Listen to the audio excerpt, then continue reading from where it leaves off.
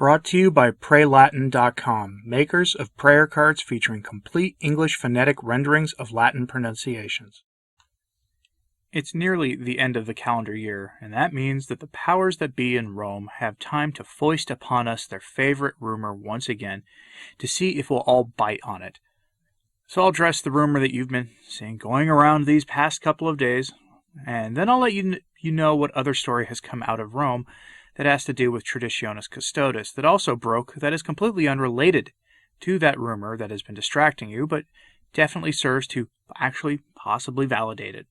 I said possibly because at this point I'm honestly a bit skeptical of the reporting on this rumor. So let's check it out.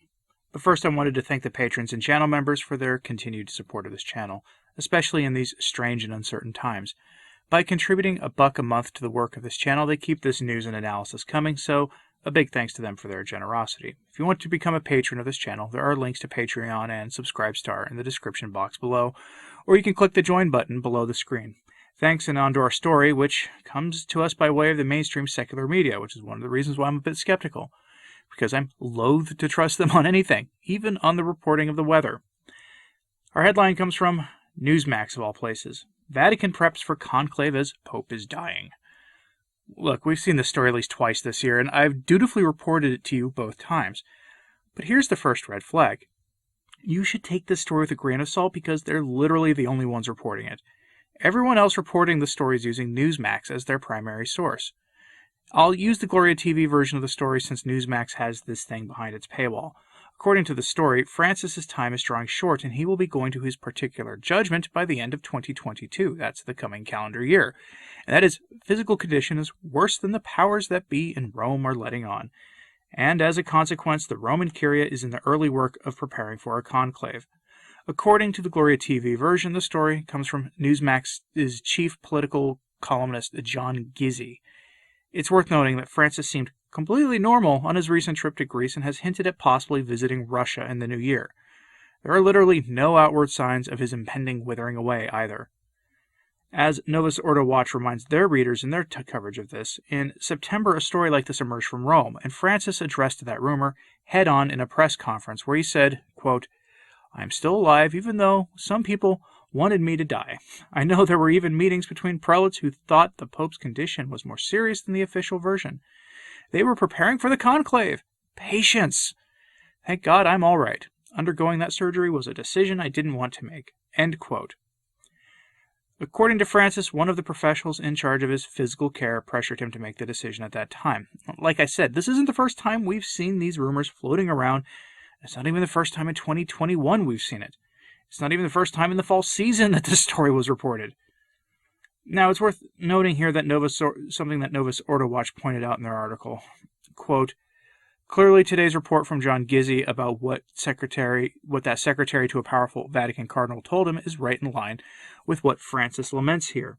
The question at issue then is whether it is Francis and the Vatican public relations machine that are downplaying the reality, or whether certain officials in the Vatican are exaggerating it, perhaps due to wishful thinking. Time will surely tell." End quote. As that piece goes on to say, Francis turns 85 in just over a week, so it's not surprising that these reports come out with regularity these days. But I suggest you take all that with a grain of salt, and that regardless of what you think for him, don't rejoice in it, please, because the salvation of souls is at stake here, even if it's the soul of someone you don't particularly like. Pray instead for his interior conversion. Pray that he amend his ways, and if it is his time that he goes reconciled with God before it's too late. Do not rejoice in this, for our blessed Lord told us to pray for everyone, even for our enemies. And while Francis may not qualify among the ranks of the enemies of the Church, because I have a hard time comparing him to the likes of Diocletian or Lenin or their ilk, our Lord told us to pray for everyone, even our enemies. So pray for his interior conversion. Now that having been said, like I said, I'm skeptical.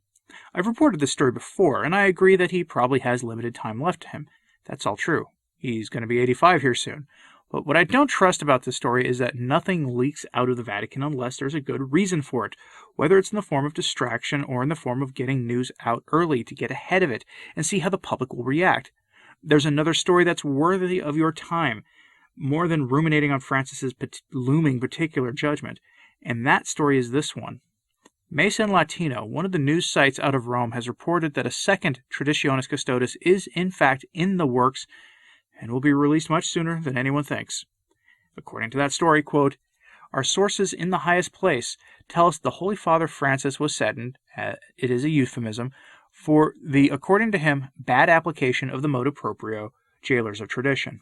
In fact, the document, which also produced considerable damage to the faithful and to the communities linked to the Holy See, would not have been applied rigidly by all the bishops.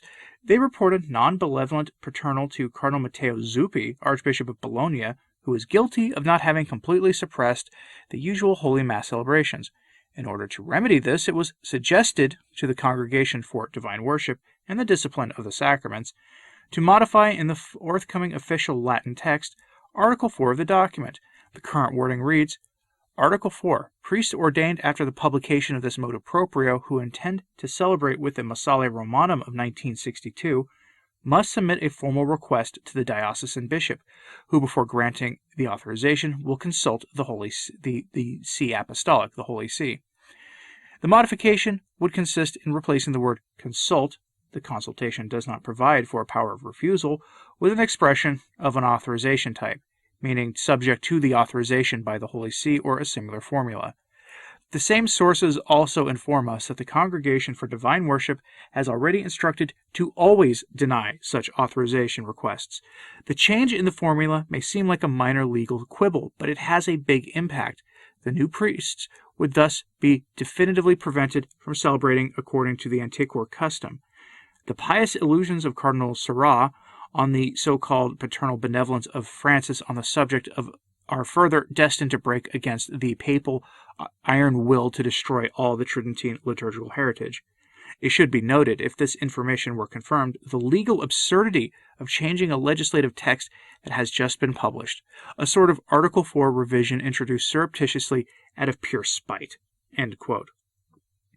Traditionis Custodes was inflicted upon the Church on July 16, 2021, and many have noted at the time of its release that it was not legally binding, given that there was no formal Latin version available. One is coming now. 5 months later, there's word that in that Latin version, it will be revised to ensure that no new priests anywhere in the Roman Rite of the Church will ever be granted permission to say the Mass. That's what is reported. But here's the thing. If such a revision were issued, there would be more to it than that. Canon 87 of the Code of Canon Law has been invoked by numerous bishops to circumvent following Francis's wicked decree. Canon 87 states, quote, "A diocesan bishop, whenever he judges that a dispensation will contribute to their spiritual good, is able to dispense the faithful from universal and particular disciplinary laws issued for his territory or his subject by the supreme authority of the Church." End quote. In other words, Canon 87 permits, for the good of the diocese, the ability to ignore certain aspects of canon law. For those who have, over the years, wondered why Summorum Pontificum was not universally implemented, Canon 87 is at least one of the reasons. That portion of the Code of Canon Law looms over everything, and they know this in Rome. So what are they left to do? Any revision of Traditionis Custodes will include a revision to the Code of Canon Law eliminating this loophole. And if they don't do it, then they're just being dumb. Francis has the power to do just that with the stroke of a pen. He can revise canon law on his own through unilateral action. He knows this, and we should all expect that to happen soon. The point of Traditionis Custodes was to end the Latin Mass and to end it soon. They want it ended before the next conclave, because if it is still widely available when the next pontiff emerges on the loggia, all bets are off. While Francis has taken measures to ensure that his successor is just like him or worse, at the end of the day, there is no telling how a conclave will operate and what decisions it will make. And this is why this rumor of his limited time remaining may in fact be true. One sign I'd wait to see for confirmation is if a consistory is announced soon. A consistory is where more bishops are elevated to the level of cardinal, which will further ensure the conclave that follows will act as Francis wants it. So watch for that announcement, and rumors have for some time suggested there will be a consistory in January or February, though that has yet to be confirmed. Do you remember those rumors of Pastor Jimmy Martin of the Jesuit Church being made a cardinal? That was just a few months ago, and that reporting had a consistory planned for January. We'll all find out shortly. But there you have it. Francis's limited time remaining is just a rumor, one that we've been hit with numerous times in the past year.